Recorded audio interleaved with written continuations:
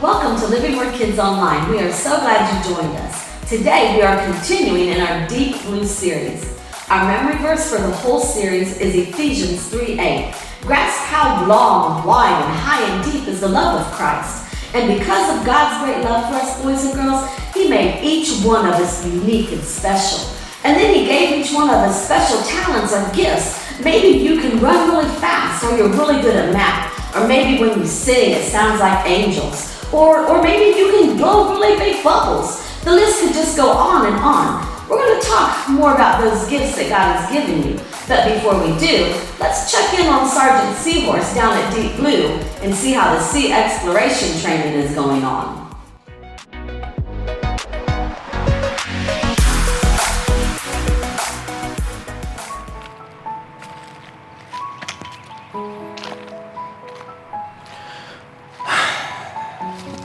Carl, I've been looking for you everywhere.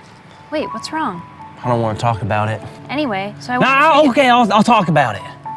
All I've ever wanted was to be a CEA agent of Deep Blue. Agent Carl, taking naps and swimming laps. Carl, I My really whole think- childhood I dreamt of being the top dog. A CE agent at Deep Blue HQ. Now it's all gone. Just look at this piece My of whole paper. life is falling apart. Carl, look at this piece of paper. What could be so important? We got in! They saw our tape and they loved us. Both of us! You know what this calls for? Freeze frame!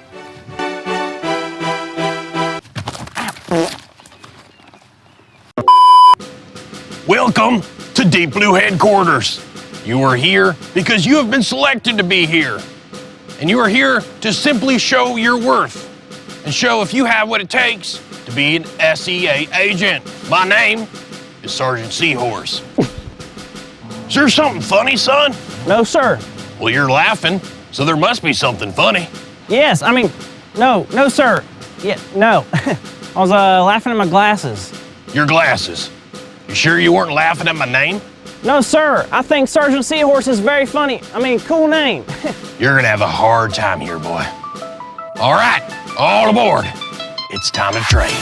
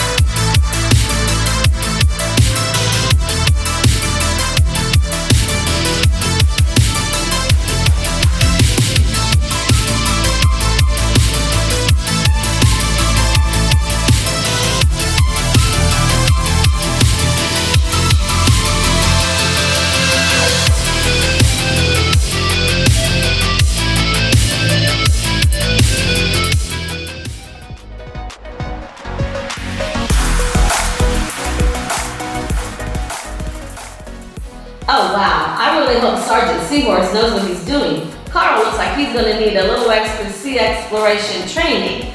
I'm just saying. But for now, guys, we can do a little sea exploration ourselves. Let's check out this very unusual creature from the deep blue sea.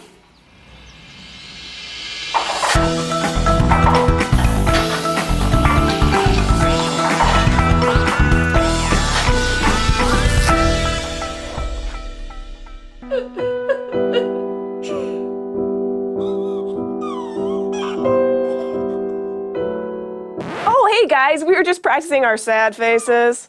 Oh, good one, Squeaks.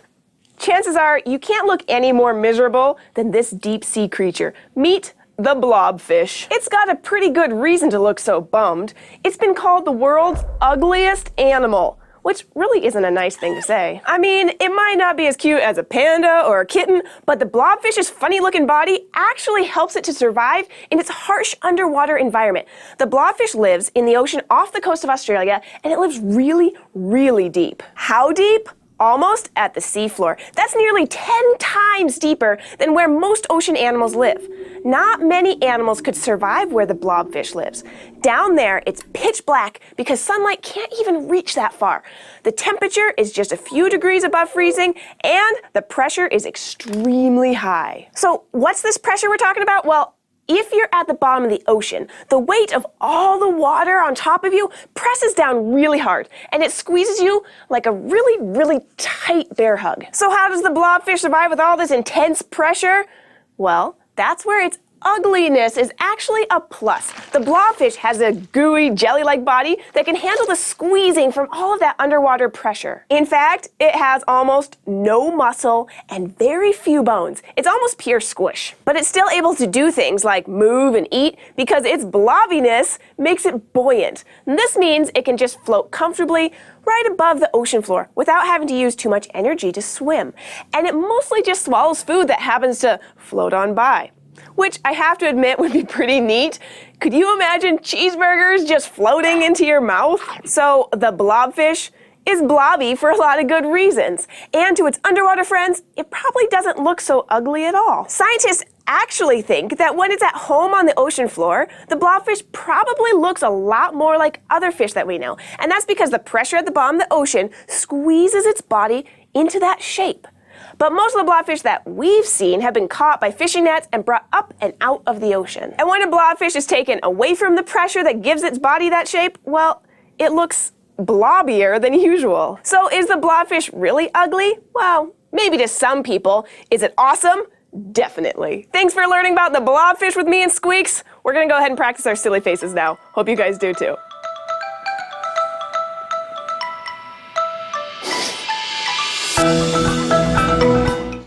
Now that was some serious sea exploration. Who in the world would have thought that there's a fish that looks like a blob? It looks like it's from a cartoon. That seriously made me laugh. Okay, everybody, get up and join Sergeant Seahorse for a dance break.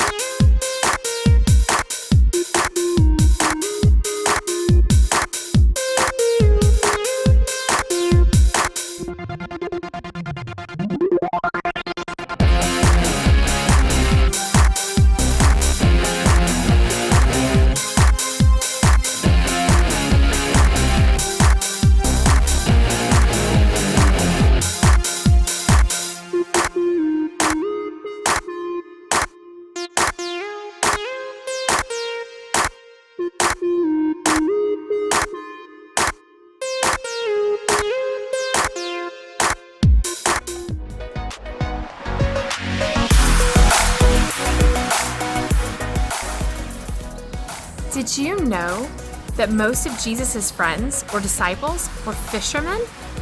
You know, when he chose them to come along and join him, he said that they would become fishers of men, people. It meant that the skills that they had to catch fish, patience and skill and endurance, all of that could be used for people. And they'd have lots of cool stories to tell. You know, they saw Jesus do so many amazing things because of the love he had for people. Let's hear about one of those things that he did right now. Stories of the Bible. Jesus feeds the 5,000. This is Jesus, who is the Son of God and the Savior of the world. While Jesus was on earth, he taught everyone about God's love. He did many miracles and healed people of their sickness. Oh, hey, everyone! A huge crowd kept following him wherever he went because they saw his miraculous signs as he healed the sick. A crowd started to gather around Jesus. There were 5,000 men and many more women and children. Turning to Philip, he asked, Hey, Philip! "Where can we buy bread to feed all these people?" You see, Jesus was testing Philip, for he already knew what he was going to do. Philip replied, "Even if we worked for months, we wouldn't have enough money to feed them." Hey, I got an idea. Then Andrew spoke up. "There's a young boy here with 5 barley loaves and 2 fish. But what good is that with this huge crowd?" Jesus said, "Tell everyone to sit down." Right, everyone, sit down. Then Jesus took the loaves, gave thanks to God, and gave them to the people. Here you go. Afterward, he did the same with the fish. And they all ate as much as they wanted. Want some more? I'm all good, thanks. After everyone was full, Jesus told his disciples, "Now gather the leftovers, so that nothing is wasted." You got it. So they picked up the pieces and filled 12 baskets with scraps, left by the people who had eaten from the 5 barley loaves and 2 fish. You know, this story is so important because it shows us that whatever we have to give to God, God can take it and do so much more with it. I mean, you wouldn't happen to have a fish in your pocket, would you? Well, no, probably not. But you have other amazing gifts. And when you use those gifts to serve others, whether it's teaching someone how to blow a big bubble, or helping them with a math problem, or just giving them a big hug, God can take those gifts and use them to do so much more than you could even imagine. You know, that brings us to our main point for today. My faith grows stronger when I use my gifts. Here's a quick recap. In our Bible story today, God used an ordinary boy and his ordinary lunch to feed an extraordinary amount of people. God can use you and your ordinary things to do something amazing. When we use the gifts God gave us, we can help others, learn more about God, and deepen our faith. Hey again, everybody. Join me as I take you through a step-by-step instruction on how to draw a pretty cute little fish. All you'll need is paper and a pencil, and then you can color it however you want later. All right, let's go. Okay, to start off our fish, we're gonna make this rounded triangular shape for the face. Okay, and we're gonna make a circle for its eye, and a little C shape for the gill. Let's go ahead and fill in the eye. Make a little attachment there. That creates like a little mouth. All right. Then we're gonna make a little fin in the front, just like that. Let's bring this over a little and create a nice little top fin. Okay. Bring this over just a little. Then we're gonna create a bottom fin. We're gonna go 1, and then almost like we're making a leaf. Okay. Finish out the body to create this little rounded out area. Kind of narrow it in a little, you see? Alright. Then we're gonna make the tail. The tail's a little complicated, okay? What you're gonna do is you're gonna come out, round up, and you're gonna do sharp point in, then come back out and do sharp point, round and in. Okay? It's a little difficult. If you have to pause and do it again, that's fine. And then we'll just close the tail off right here. Okay? Now for this part right here, what we're gonna do is take this and create 2 sets of fins. So all you have to do is bring a line to here, like that, and then another one like that. Okay? And then we just add our little details. We do a nice little line in all the fins.